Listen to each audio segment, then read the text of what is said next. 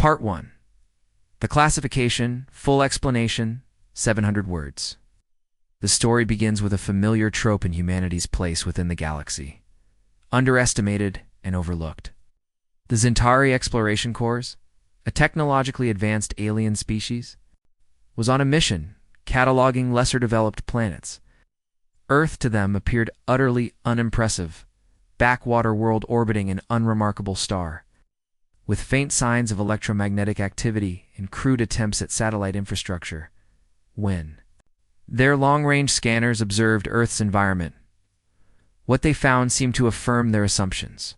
No large-scale energy grid, no hyperspace technology, no transdimensional beacons or evidence of space travel beyond the immediate planetary orbit. Instead, Earth's upper atmosphere was littered with decaying orbital debris in its surface, showed signs of scattered, disconnected civilizations. Some regions looked war-torn. Others were overgrown with wilderness reclaiming ruins. In the absence of clear galactic standard technology, the alien scouts jumped to the most obvious conclusion. Earth was primitive, backward, stunted in development.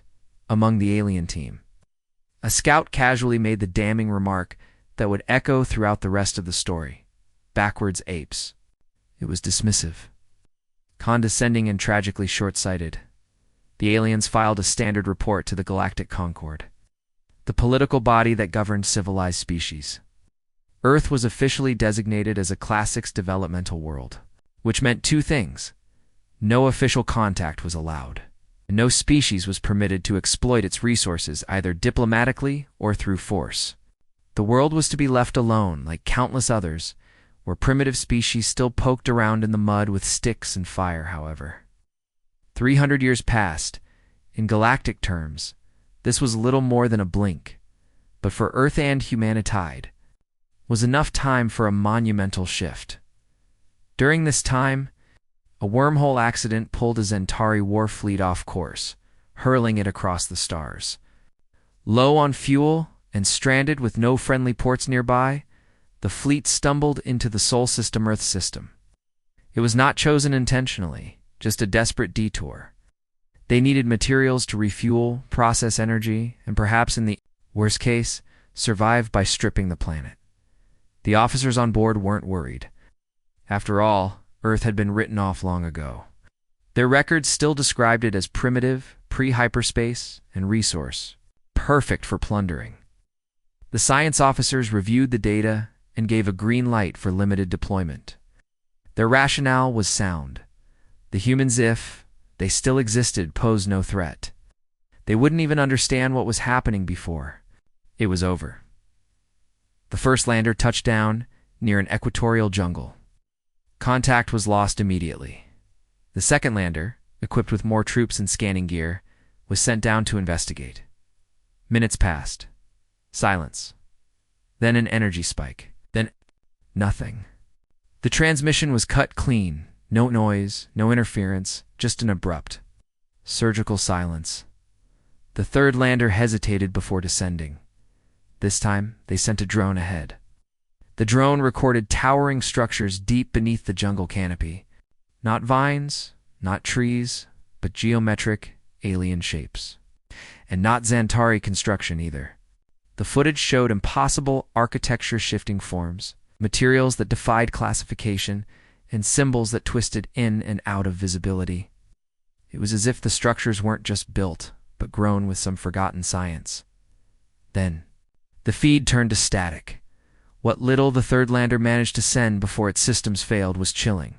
A transmission filled with fragmented images of large machines buried in the earth, faint lights glowing like sleeping eyes, and a final high-pitched scream cut off mid-breath. Now aboard the Zentari flagship in orbit, Commander Halrix was no longer amused. What should have been a routine scavenging operation was turning into a disturbing mystery. He summoned the surviving scouts from the third drop. Their armor was damaged, some had burns across their chitinous skin, and none would speak immediately. When they did, their stories were scattered and contradictory. Some claimed to see machines moving without sound. Others spoke of voices in their heads. And one simply repeated, "It's not dead. It's dreaming," over and over, Halrix, ever the military pragmatist, ordered a halt to the operation and called for a full data analysis. Wow. The conclusion was troubling. Earth wasn't abandoned or primitive. It was something else entirely. Something ancient, something dormant. The arrogance of the phrase backwards apes now felt hollow. Whatever Earth once was, it had never been backward. It had simply been waiting. Part 2. The Silent Ruins. Full explanation, 700 words. After the catastrophic failures of the first 3 landing teams on Earth, panic began to stir aboard the Zentari warfleet. Commander Halrix, a seasoned strategist with decades of experience, couldn't make sense of what he was seeing. Earth had been officially designated as backward.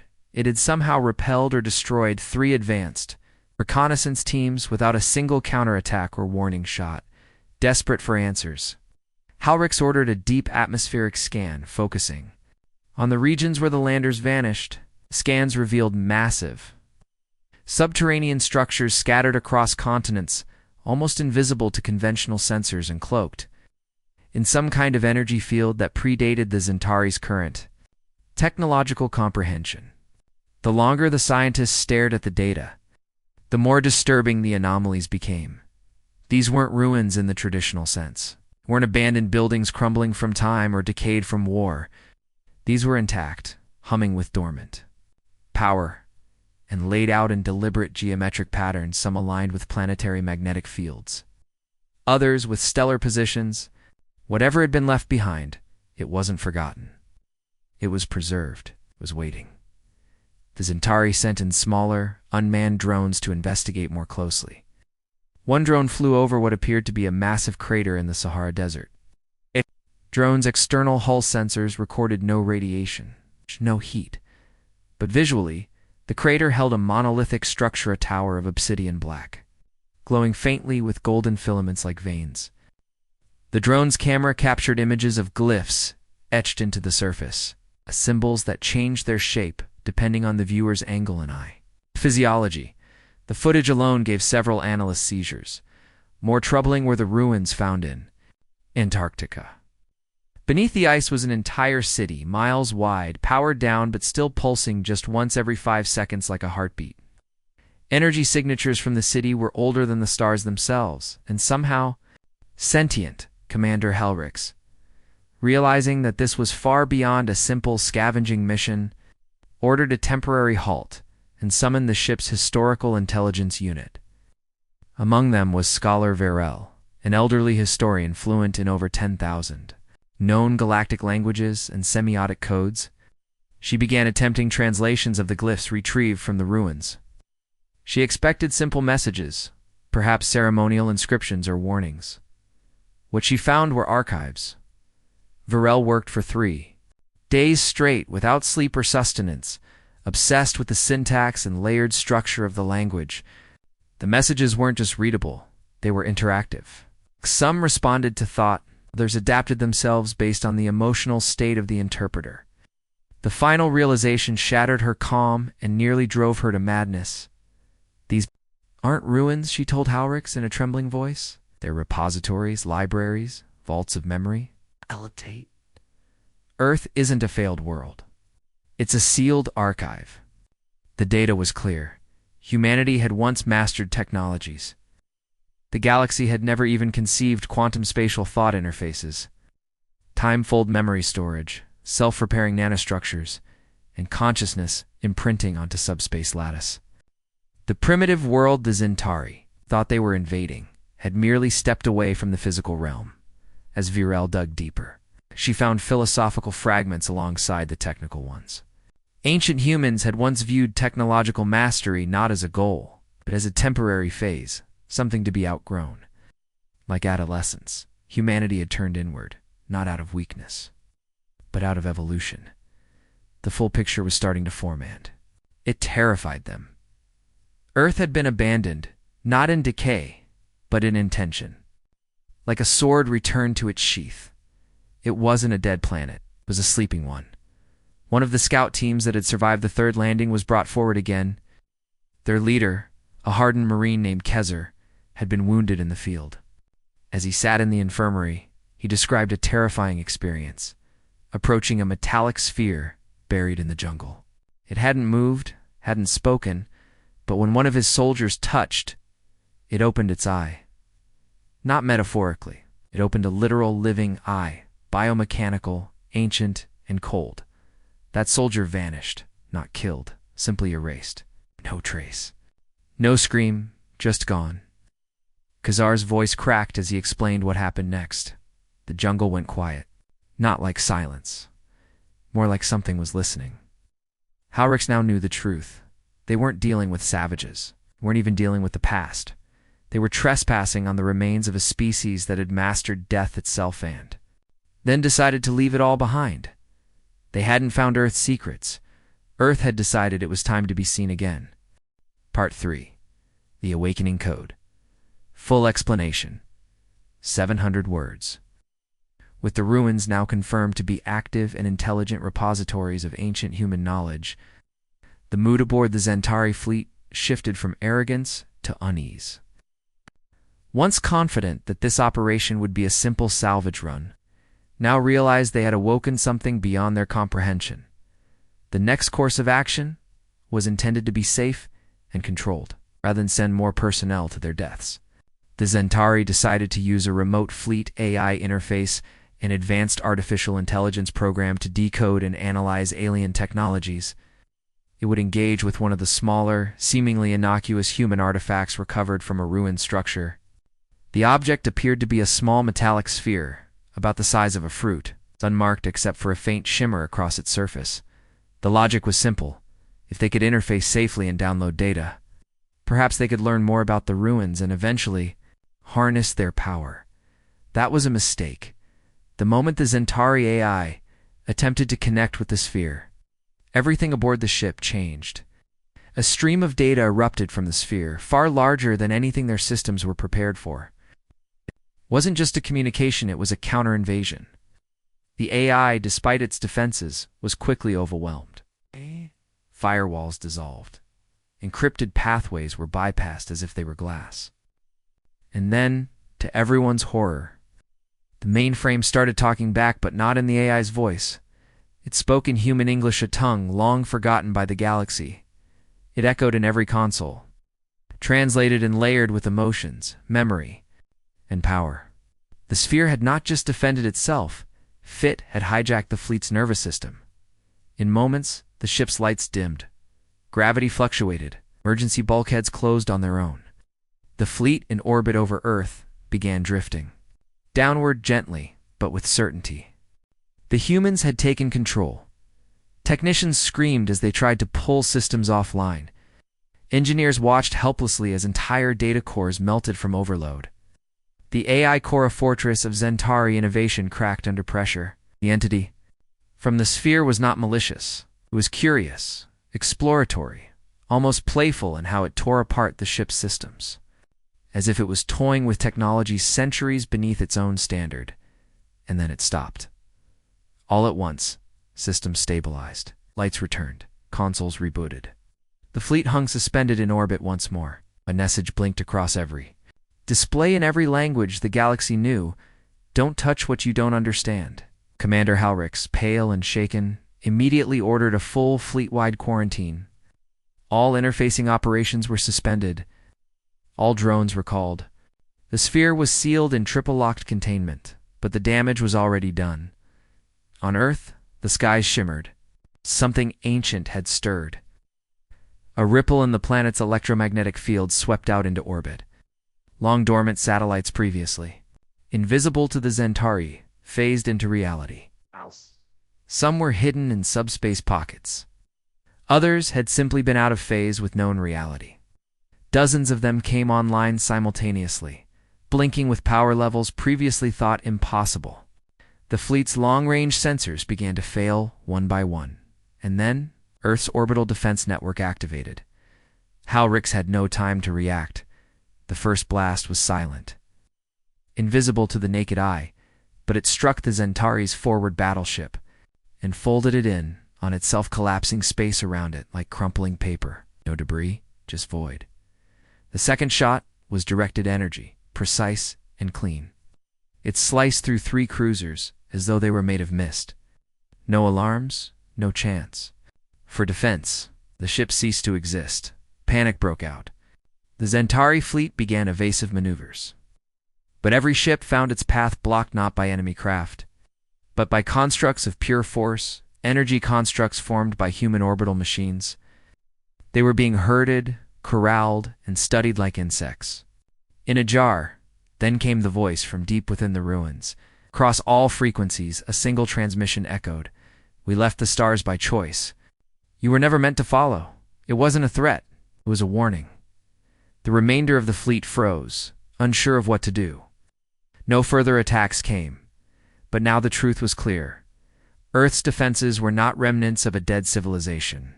They were automated guardians, patient and eternal, waiting for intruders to cross the line. The most chilling realization of all was this. Earth didn't retaliate when attacked. It only reacted when provoked too far, which meant it had let. The first few violations happen. It had watched, measured, judged, and still, it had not used its full strength. The message was unambiguous now. Humanity had not vanished. It had transcended, outgrown the galaxy and left it behind. But they left Earth protected not by war machines, but by living memory, sentient code, and intelligence so vast it could break lesser minds. The Zentari had poked the sleeping lion, and it had opened one eye. Part 4. The Revelation. Full explanation, 700 words. After Earth's orbital defenses annihilated a portion of the Zentari fleet with effortless precision, the survivors aboard the remaining ships were left in stunned silence. Commander Halrix stood frozen, his usually unshakable composure broken by what he had witnessed. The fleet had encountered plenty of hostile worlds before, but never one where the technology itself fought back with intelligence, strategy, and restraint. What disturbed him more than the loss of ships was the intentional mercy. Earth could have obliterated the fleet completely, but it chose not to. That meant Earth's defenses weren't programmed to kill. They were judging, measuring how far the Zentari would push. It was a psychological strike as much as a tactical one, with options dwindling. Halrix convened a high-level emergency session with his fleet's top scientists, historians, and diplomats. The incident had spiraled far beyond military jurisdiction. The mystery of Earth was no longer about resources or scavenging or even self-defense. It was about understanding a civilization that should not exist. Scholar Varel, the historian, who had earlier deciphered the glyphs in Earth's ruins, came forward with her final translation. This time, it was not from a wall or artifact, it was from beneath Antarctica, where deep seismic scans revealed an entire buried vault. Inside it, drones had detected a holographic message encoded in a crystal matrix, designed to activate only once alien presence was confirmed. The message was not a warning, it was a farewell. The projection that emerged was of a human woman not dressed in armor or finery, but in simple white robes. Her face was serene, her eyes glowing softly. She spoke in a language that quickly translated itself to every known dialect in the fleet's archives. To those who arrive after us, welcome. But if you're here, you've entered a space that was never yours to take.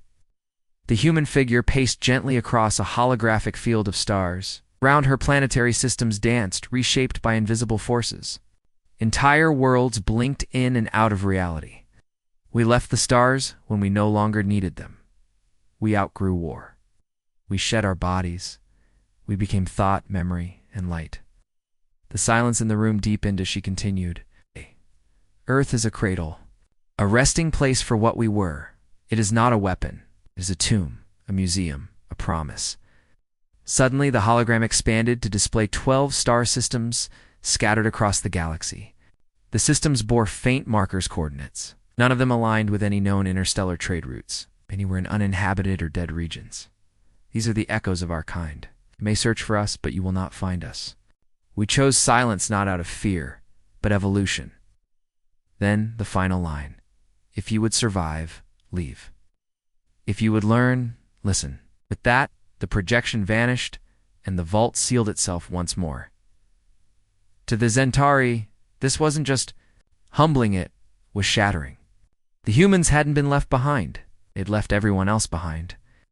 And the galaxy had continued oblivious, building its petty alliances, fleets, and hierarchies. While the most advanced civilization in history quietly turned its back on them all, and yet Earth remained, not as a power center, not as a throne of dominance, but as a guardian of legacy, preserved in silence and cloaked in memory. Every artifact, every machine, every defense system was designed not to conquer but to remember. That realization disturbed the Zentari more than any weapon. They had come looking for a dead world to exploit.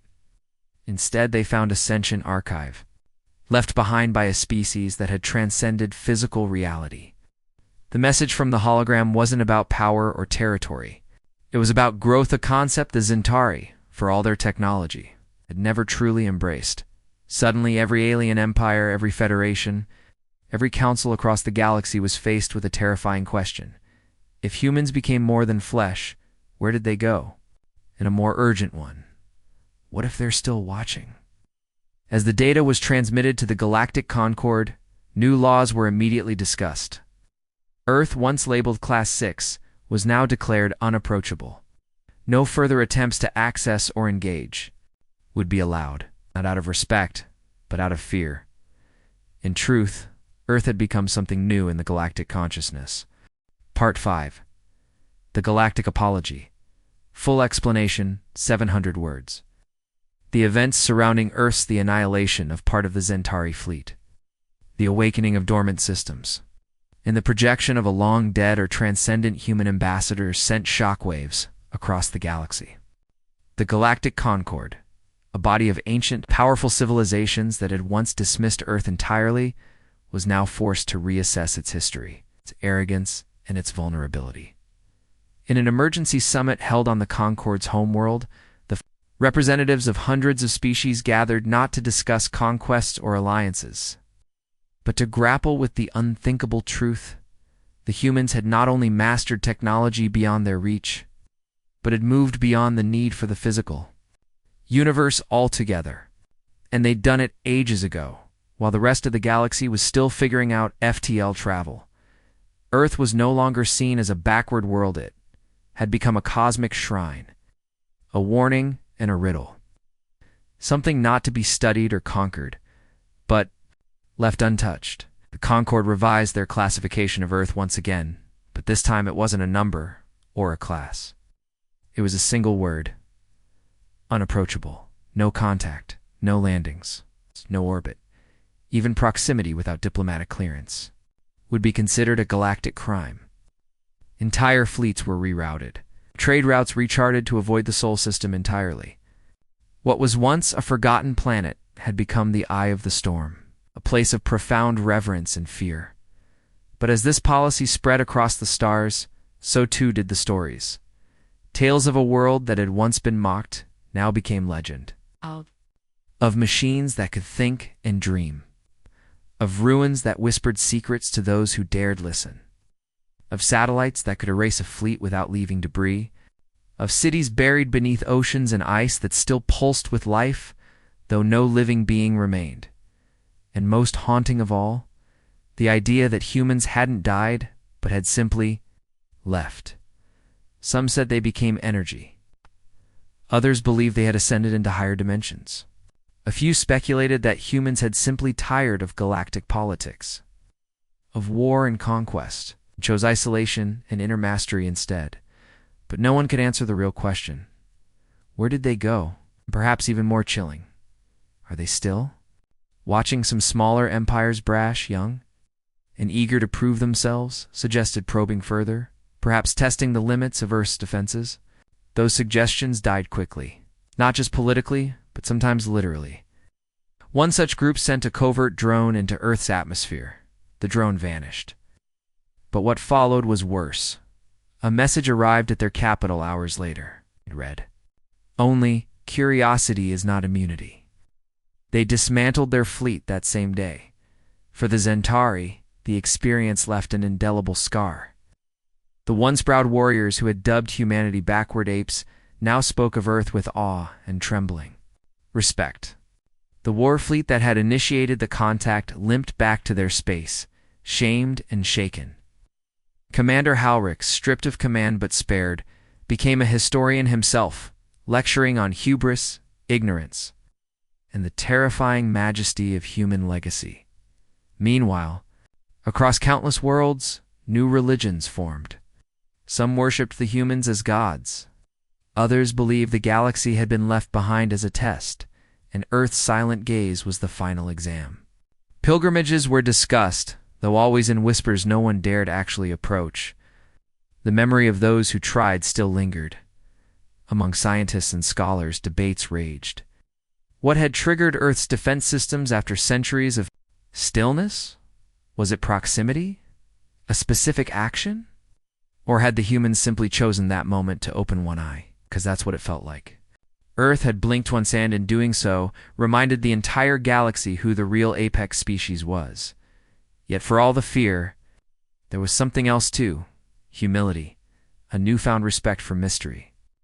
The idea that just because something seems primitive doesn't mean it lacks depth, power, or meaning. Humanity had become the cosmic embodiment of that lesson.